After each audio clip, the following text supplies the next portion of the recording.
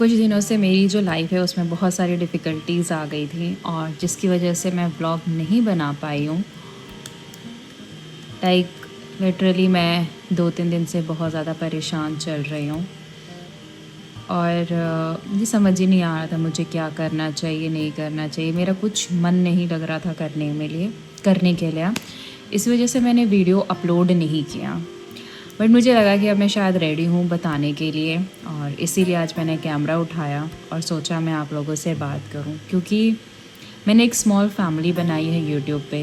तो अगर मैं अपलोड नहीं करूँगी वीडियो तो मैं ये नहीं चाहती लोगों को ये लगे कि कुछ टाइम करके और मैं गायब हो गई। बहुत डिफ़िकल्ट है ये वीडियो बनाना अभी भी मेरे लिए। तो हुआ यूँ है कि मैं 2 दिन पहले मेरे कंपनी से मेरा ले ऑफ हो गया है। ये चीज़ बताना सबके लिए आसान नहीं होता है कैमरे पे आके, क्योंकि बहुत सारे लोग होते हैं जो इस सिचुएशन को फेस करते हैं। बट कहीं न कहीं फैमिली से, फ्रेंड से, सोसाइटी से वो इतना ओपनली नहीं बोल पाते हैं। और कहीं न कहीं मेरे ऊपर भी यही प्रेशर था, लेकिन मैंने सोचा कि नहीं, मैं बात करूं और अपने वीडियो को अपलोड करती रहूं, चाहे सिचुएशन जैसी भी हो मेरे लाइफ में। और ऐसा नहीं था कि जो ये ले ऑफ था मुझे इसका हिंट नहीं था। कुछ महीनों से मुझे ऐसा हिंट आ रहा था कि कंपनी में कुछ स्ट्रक्चरल चेंजेस हो रहे हैं। बट मुझे ऐसा लगा था कि शायद मेरा ले ऑफ नहीं होगा या मेरा पोजीशन सेफ़ है कंपनी में, बिकॉज़ मैं बहुत टाइम से वहाँ काम कर रही हूँ। बट मंडे को मॉर्निंग में ही मुझे एचआर का मेल आता है सुबह सुबह अराउंड 7 o'clock। और उससे भी पहले मैं स्टोरी बता देती हूँ कि काफ़ी टाइम से ले ऑफ मेरे कंपनी में हो रहा था। मैं फुल डिस्क्रिप्शन नहीं दे सकती हूँ कि कौन सी कंपनी है, क्या है, but it just I will say कि उनका उस कंपनी में ले ऑफ हो रहा था। और मुझे ये बोला गया था कि जब भी किसी का ले ऑफ होता है तो ईमेल आ जाता है एचआर की तरफ से। तो मेरे साथ भी ऐसा ही हुआ। मैं मंडे को जब उठी तो अर्ली मॉर्निंग, राइट, मेरी शिफ्ट अराउंड 9 o'clock थी। अर्ली मॉर्निंग ही मेरे पास एचआर का मेल आया। तो मुझे अंदर से कुछ ना कुछ तो फीलिंग आ रही थी कि there is something very wrong, क्योंकि सुबह एचआर इतनी जल्दी किसी के साथ मीटिंग नहीं करती हैं। और मुझे हिंट भी लगने लगा था। फिर उसके बाद यही हुआ कि जब मेरी एचआर से मेल पे मेरा ज़ूम कॉल था, मैंने जब उनसे बात की तो उन्होंने यही बोला कि ऑर्गेनाइजेशन रीस्ट्रक्चर्ड हो रहा है एंड जिसकी वजह से मेरा जो पोजीशन है वो हटा दिया गया है। मतलब कंपनी में ही वो पोजीशन अब नहीं है। मतलब मुझे उस टाइम पे कुछ समझ नहीं आ रहा था। I was like just freezed कि मैं क्या बोलूँ, बस मैं रोई जा रही थी उस टाइम पे। दो I was somehow aware of it कि ऐसा कुछ होने वाला है, बट फिर भी जब वो आपके साथ जब हो रहा होता है वो आपको यकीन नहीं होता है। फिर it was just 1 minute call, zoom पे 1 मिनट का ही कॉल था और एचआर ने बस बोला और कॉल डिस्कनेक्ट हो गया। और दूसरा जो ईमेल आया था वो ये आया हुआ था कि मुझे अपने सारे चीज़ें सबमिट करनी है और उनको भेजना है।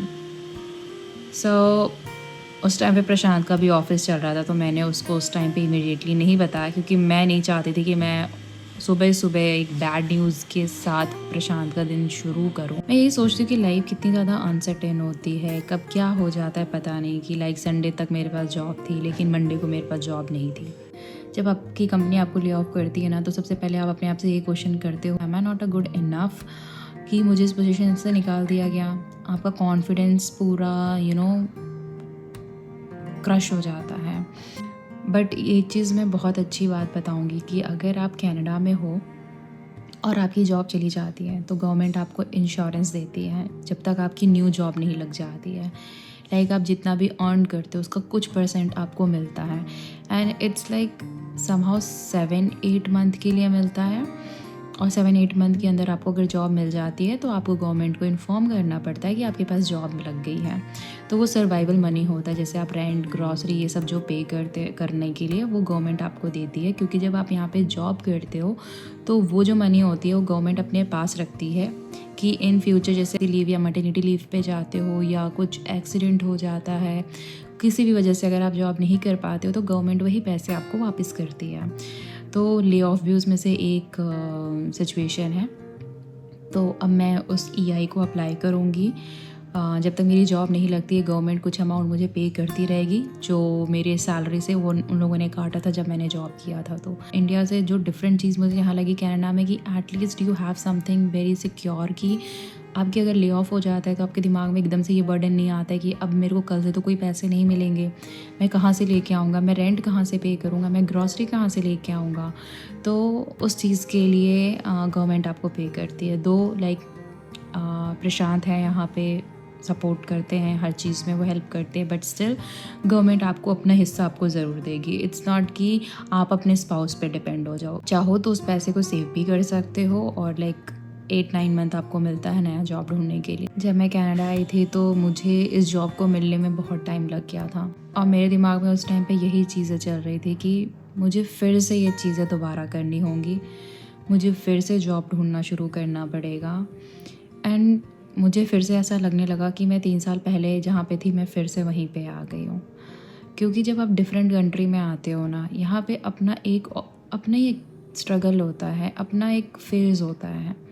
और जब आप धीरे धीरे लाइफ में आगे बढ़ने लगते हो तो ऐसा लगता है कि ठीक है चलो अब हम यहाँ पहुँच गए, अब हम ये करेंगे। बट क्या लिखा होता है किसी की लाइफ में कुछ पता नहीं होता, क्योंकि यहाँ पे ना आपके पार्टनर और आप में 2 लोग मिलके इस घर को चला रहे होते हैं। तो अगर एक बंदा जब व्हील चेयर पर आ जाता है ना, तो दूसरे बंदे के ऊपर बहुत बड़ी रिस्पॉन्सिबिलिटी आ जाती है। और मैं वो नहीं चाहती हूँ कि प्रशांत के ऊपर आए, और मुझे लगता है कोई भी पार्टनर नहीं चाहता है कि वो अपने एक अंदर से जो वो गिल्ट फीलिंग आती है ना कि मैं अपने स्पाउस को हेल्प नहीं कर पाऊँगी। मुझे जॉब करते हुए 7-8 ईयर्स हो चुके हैं, और कभी मैंने आज तक किसी से कोई पैसे नहीं मांगे, कभी भी नहीं। कोई भी जो फाइनेंशियल इंडिपेंडेंट वाली फीलिंग होती है ना, वो अब मेरे अंदर आ चुकी है। और जैसे वो फियर आने लगता है ना कि मेरे पास जॉब नहीं है, तो मेरे को नींद नहीं आ रही रात में, मुझे एक अजीब सी टेंशन हो जा रही है। और होता है ना कि इतनी मुश्किल से जब आपको कोई जॉब मिली थी कनाडा में और वो चली गई है, अब वो फियर आ गया है कि अब मुझे दोबारा से अपनी जर्नी शुरू करनी पड़ेगी, दोबारा ज़ीरो पे जाना पड़ेगा और फिर शुरुआत करनी पड़ेगी मुझे। उस डर की वजह से मुझे 2-3 दिन से मैं अच्छे से सो भी नहीं पा रही हूँ। शायद मुझे लगता है मुझे टाइम लगेगा वो प्रोसेस करने में। अभी मुझे ये भी नहीं पता कि मुझे अभी आगे करना है तो क्या करना है, क्योंकि अभी मैं बहुत सारे लोगों से सुन रही हूँ, अपने फ्रेंड्स से सुन रही हूँ जिनके पास अभी जॉब नहीं है, या जो इंडिया से अभी कनाडा आए हैं वो काफ़ी टाइम से स्ट्रगल कर रहे हैं जॉब के लिए, उनको जॉब भी नहीं मिल रही है। लाइक उनको आए हुए 8-9 मंथ हो गए हैं, और वो हर जगह अप्लाई कर रहे हैं बट उनको जॉब नहीं मिल रही है। तो अब मैं भी कनाडा के मार्केट में उतरने वाली हूँ, और देखती हूँ कि यहाँ का भी सीरियसली सिचुएशन किस तरीके का चल रहा है। सबसे ज़्यादा डर तो मुझे यही लगा रहता है कि हम कनाडा में यहाँ पे हैं, अकेले हैं, और यहाँ पे कोई फाइनेंशियल सपोर्ट नहीं होता है, हम ही एक दूसरे के फाइनेंशियल सपोर्ट होते हैं। एंड जब 2 लोग कमाते हैं तो हम लोग बहुत फ्रीली से रहते हैं, बहुत इन्जॉय करते हैं, बट जब कोई एक इंसान कमाता है तो उसके ऊपर सारी रिस्पॉन्सिबिलिटी आ जाती है, और कहीं ना कहीं वो फाइनेंशियल क्रंच जो है वो फील होने लगता है। कनाडा ने मुझे बहुत कुछ सिखाया है, मैंने बहुत कुछ लर्न किया है यहाँ पे। सो आई होप कि जिस तरीके से कनाडा ने मुझे अभी तक सपोर्ट किया है आगे भी ऐसे ही सपोर्ट करते रहें, और अपॉर्चुनिटी मुझे मिलती रहे, और मैं आपके साथ अपनी पूरी जर्नी शेयर करती रहूँगी जैसा भी होगा। और प्लीज़ मेरे वीडियो को आपने यहाँ तक देख लिया है तो सब्सक्राइब करते हुए जाइएगा, क्योंकि आपका एक सब्सक्राइब मेरे को कॉन्फिडेंस दे देगा जो अभी शायद कहीं गुम हो गया है।